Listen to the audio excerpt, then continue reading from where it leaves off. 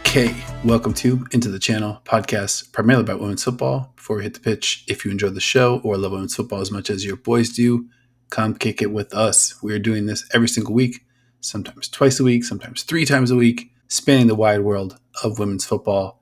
And tonight, a very special After Dark episode of Into the Channel. We've got some breaking news. Before we get into it, though, subscribe, follow YouTube, Spotify, Apple Podcasts, wherever you like to watch or listen at ITC_pod on X. I'm your host, Dino DeCespedes. And as always, we are joined by our co-host, Mr. Grant Engel. What is up, man? I'm feeling fantastic, buddy. Feeling like a couple of, not so much newsbreakers, but I think we are journalists. You've referenced the fedora with the little press card and the hat before. That's obviously us. Got it in the closet. We are news reactors also. That's right. So we got some news I'm interested to talk about it with you. Let me just get my news fuel going here. There we go. I like it. All right, I'm ready. I'm going to join you. Got a little seltzer, though. Nice. All right. Your boy's not above getting some acid reflux at this hour of the evening if I kind of overdo it. So bold. Just stick to the 0-calorie water. All right. Cheers to that. Cheers. All right, buddy. We got some news. Some news was gotten. We've heard, I'm sure by now you've heard, Lily Yohannes been announced. She will be joining the U.S. Women's National Team again in this upcoming camp, which will feature 2 friendlies, one taking place June 1st, the other taking place Tuesday, June 4th. Those are right around the corner. And yeah, just hearing that Lily's going to be back with the squad, hard not to, feel a little tingly about that news as a good old red-blooded American, as red-blooded as they get, sort of. I'm sure that might not be totally true, but you know what I mean. Yeah. I think it's exciting. I think, now Johannes will be a part of another camp. She'll get more run with experienced players. Like you mentioned, you're in kind of ramp-up time for a major tournament, a tournament that the squad wants to win very badly. And it'll be an Emma Hayes camp. We've talked a lot about Twyla Kilgore and the admirable job she has been doing in Emma Hayes' stead while she was busy managing one of the 3 best clubs in the world. But now Emma Hayes is there in the building, running the camp. I think that's a real opportunity to kind of see where Johannes fits in the hierarchy of the national team. So yeah, like you mentioned, Emma Hayes, her first camp in the building, a real chance to kind of like start installing that culture from having led one of the best teams in Europe, as you mentioned, and a lot of European influence pretty much up and down the roster. Oh, yeah. Haran, Gaetino, Corbin Albert, Lily Yohannes now, Kat Macario. I'm sure I'm forgetting 1 or 2. Emily Fox. Emily Fox of my Arsenal. How could I? Straight red card for your guy. Self-imposed. Shameful. Yeah. Excited to see what Emma Hayes brings to the table. I think these South Korea matches, it's going to be tough to kind of pick out, all right, what are the real differences between Twyla's squad and Emma Hayes' squad. But I'm pretty sure we're going to be pretty locked in.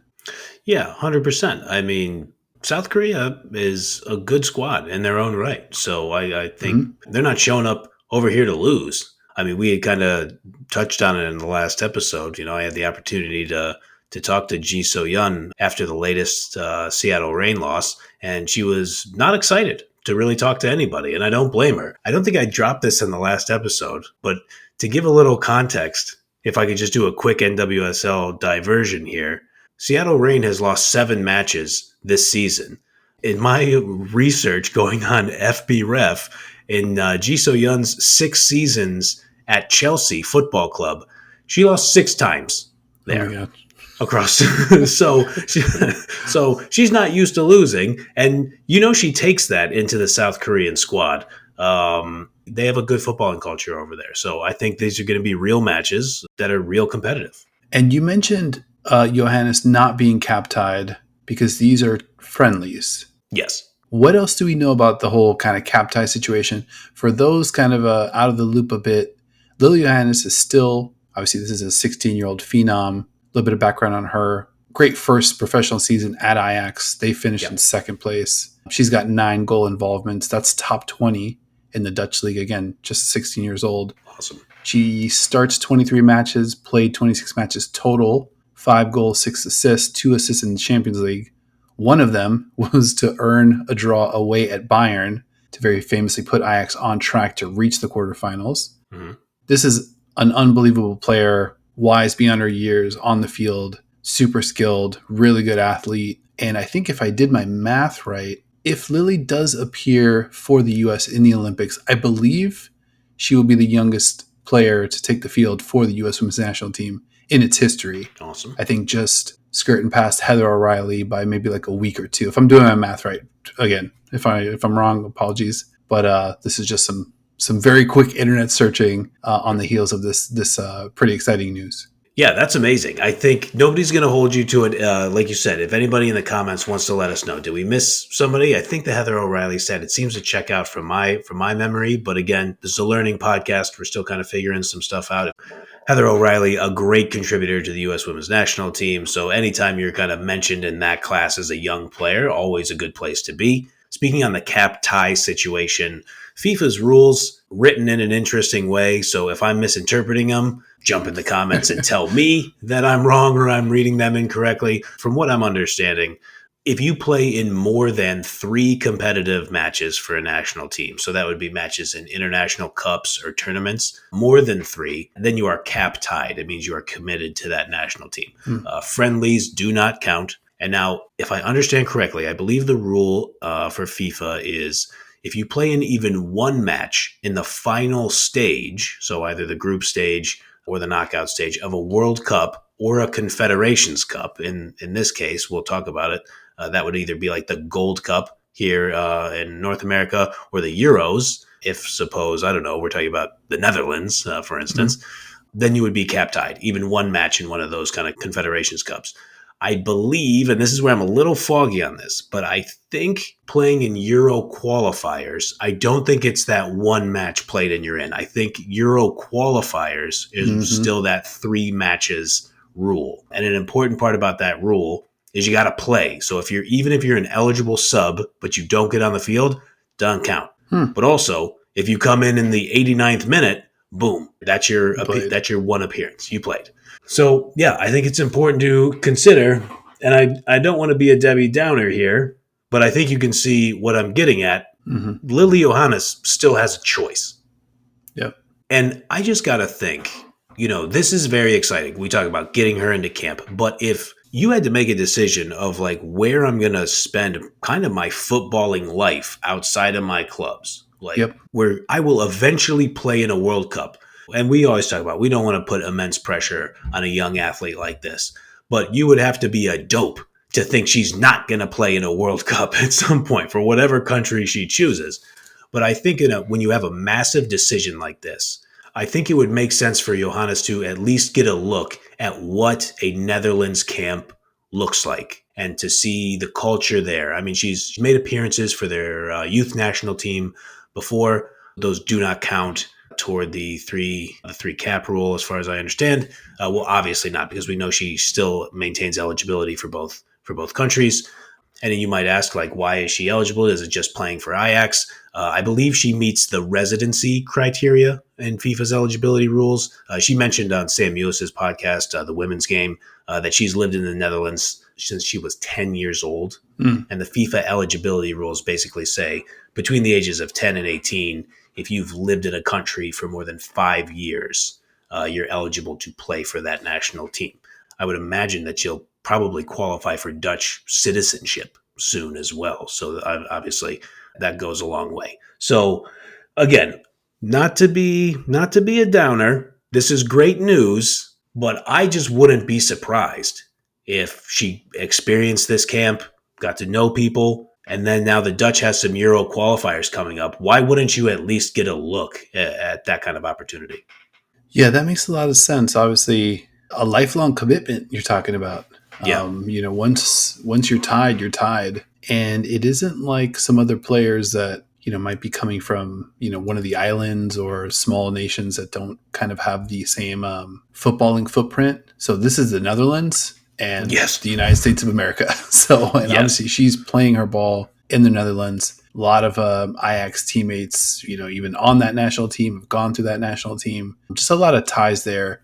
So, I mean, if you are Lily Johannes, you have to take that into consideration. Where do you want your statue? Do you want it in Times Square? Do you want it in, Amsterdam? Like, Yeah. these are all things that, you got to kind of wrap your head around. And obviously a young player who kind of comes from a footballing family, but still doesn't kind of take away from the great stakes tied to, whatever choice she's going to make here. Yeah, absolutely. Great stakes is a good way to put it. And once you start to make some appearances and you're cap tied, there are some roundabout rules, but we're talking about not making another appearance for years on end and stuff like that would allow you to switch. Just time that no footballer would ever want to waste in their career. So yeah, I mean, this is a big decision for a young person. I found a couple examples in men's football that kind of made me chuckle a little bit, and they are related to squads that you and I appreciate. Jack Grealish played for Ireland's U21s multiple times. His family has Irish ancestry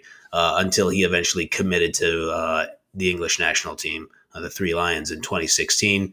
And the second player I found, your gunner, Declan Rice, his grandparents were born in Cork, Ireland. And he played multiple matches for their youth national team program before ultimately choosing England too.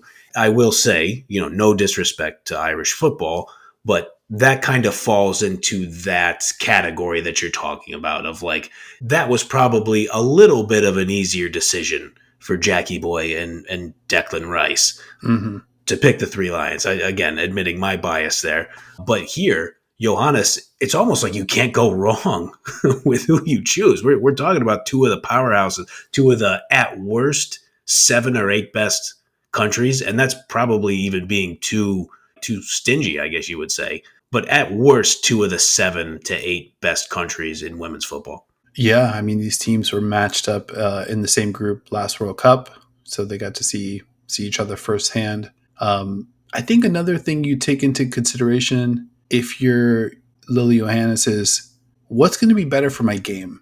Sure. Because obviously, it's sort of easy to see the basic differences between kind of the way the game's played here in the US versus in Europe. A little bit apples and oranges, just kind of they both have their merits. Yeah. But obviously, super young player still. A lot of room to grow. And it's obviously Johannes can kind of play anywhere, but she's got so much skills that you want to be able to leverage that. So now with Emma Hayes coming over, good fortune as well with Chelsea drawing Ajax in the Champions League. Emma Hayes gets to kind of see Lily Johannes firsthand, in that first leg at least. Hopefully that put things on a path towards sort of making this marriage happen. So we'll see. But yeah, if you're Johannes, you got to kind of think about what your career looks like, what kind of player you grow into, because obviously very different styles with those two national teams and those two footballing cultures. Yeah, that's a great point, because that will ultimately kind of help guide you too. And, if you play for U.S. women's national team and you stay over at Ajax, or you might kind of get that call from an Orlando Pride or a Bay FC or, someplace, and you're just like, oh, that would be a nice place to live also. That might kind of lure you over there. And then I understand athletes, they play for the love of the game and they want to get better and stuff, but you might kind of look over there and be like, oh, a lot of money out there in San Francisco at Bay FC, a lot of money in San Diego or Gotham, because obviously Gotham needs to sign more high profile U.S. women's national team players. But I'll say, to your Emma Hayes point, I don't think it's a total coincidence. When you are the manager at Chelsea Football Club, you have to have feelers out there. You have to have your eyes open for other great players at clubs that you think, even a historic club like Ajax, could I poach that player? Could I lure that player to the WSL, to the Chelsea Football Club name brand? And I just wouldn't be shocked if even before the Champions League, if Emma Hayes kind of had a feeling of hey, there's this young, budding superstar out there in Amsterdam.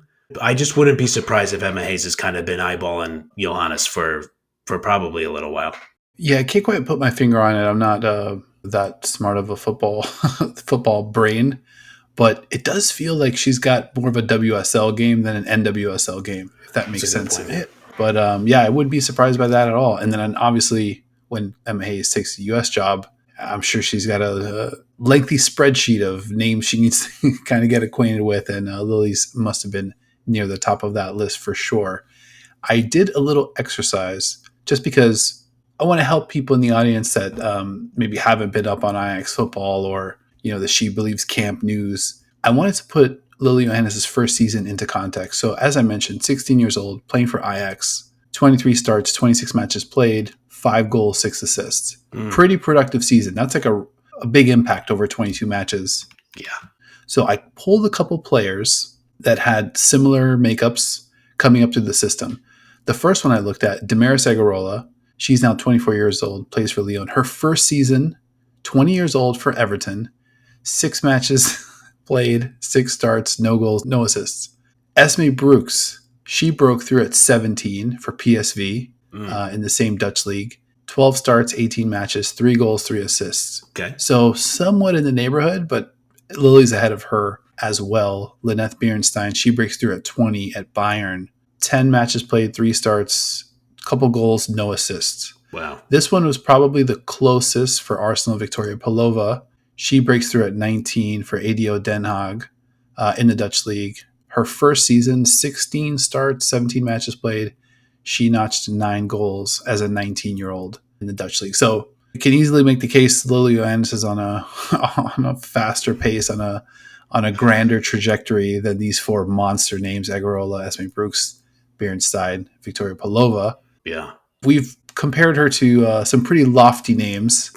Sure. So maybe we try to rein that in and try to remember that she still has a lot of growth to her game. We just should probably be in a mode where we're just taking it in for the most part. Yeah. But when you think about the upside, we were joking about Brian Windhorst, who made that connection to a young LeBron James. I think you never quite know with footballers, but I mean, just such a bright future ahead of Lily. Such an exciting time to know that this is just another chapter in whatever the relationship looks like between Lily Johannes and the U.S. Women's National Team. Yeah, man, those are really interesting names and kind of like a little bit of a range of like how it goes. I mean, again, we're going to talk about some all-time players just off the top of my head because she's one of my favorite footballers ever. Like when Abby Wambach was young, and not as young as Lily at 16. I mean, she played 4 seasons at the University of Florida. Scored 96 goals. I think she left Florida as the all-time leading goal scorer. But, college women's football is not the Champions League, man. Yeah. Like we're talking about the elite of the elite players. In modern day, you see a lot of discussion has been had in America about Caitlin Clark, the college basketball player, going to the WNBA. And a lot of like really kind of like dudes who've never talked about women's sports were like, yeah, she's going to go out there and dominate. It's like, no, she's not. Because she wasn't playing professional basketball. There's a difference between collegiate basketball and professional basketball. Yep. Lily Johannes plays in a real professional league against real professional players at 16 years old. And you pulling that 23 starts out of 26 matches, that's a heavy load for a teenager. Yeah. And a lot of involvement all throughout the game. Yes. This isn't somebody that's just kind of hiding in the corner. This is somebody heavily, heavily involved in both Ajax's offense and defense, and a great player. I mean, you think about some of the other names of American players in camp or that have been in recent camps, like a Corbin Albert, Eva Gaetino. These are like sort of in the same age range, but also both older. Yeah. Easy to kind of make the case that, Lily Johannes probably had a more impactful Champions League than either. Obviously, Corbin Albert, I think, had a big time goal. Yeah. But obviously not the same level of workload. Nope. And just kind of impact all the way throughout. And I think with the Olympics approaching, we could be nearing a final decision. But I think it's, to your point, it's important to note that final decision, not here yet, but we still get a chance to kind of celebrate a little bit. Some good news for U.S. Women's National Team fans and followers. Yeah, absolutely. It is good news. And I think one of my favorite parts from Johannes' interview with Sam Mewis was she mentioned that after the first leg of the Champions League quarterfinal versus Chelsea, she mentioned that Kat Macario came up to her after the match and basically said, come play for the USA. So Let's go. the recruiters are out there. Mhm. Cat Macario very clearly knows ball, knows what time it is, and is like, that's a midfielder I would like to play with. And so the recruiting is already going heavy. I wouldn't be surprised. And you talked about it with Ajax too. Sharita Spitz is in her ear, just like total football. We got a culture over here, like Johan Cruyff. Like, let's go. Like we're talking big time players. I would imagine Sharita Spitza what her ego looks like, but it's deserved. Since Sharita Spitza should be like, what about me? You could come play with me. You could come play with Lynette Bierenstein. Mhm. We got some dogs over here too. Daniela Vanderdonk, like roll up with us. So it's a heavy decision, and it'll be exciting to see who she plays for. And either way, she's going to be a great. Again, without heaping too many expectations on her, it would just be silly to think that she won't be a great player either way. Totally agree. All right, man. Well, I appreciate you answering the call. Short notice, obviously big news. You already know what time it is. Anything else though you want to hit before we get out of here? I think that's it, man. I think we've used exciting, we've used interesting. It's definitely both of those things. But now I think what's left is that we didn't get to see it in the She Believes Cup. Let's see her play. Let's see her on the field with Lindsey Horan or maybe Jaden Shaw, like some kind of double tens setup. Let's get her on the pitch so we can see how that looks. I take close notice of those sideline shots, especially if She Believes.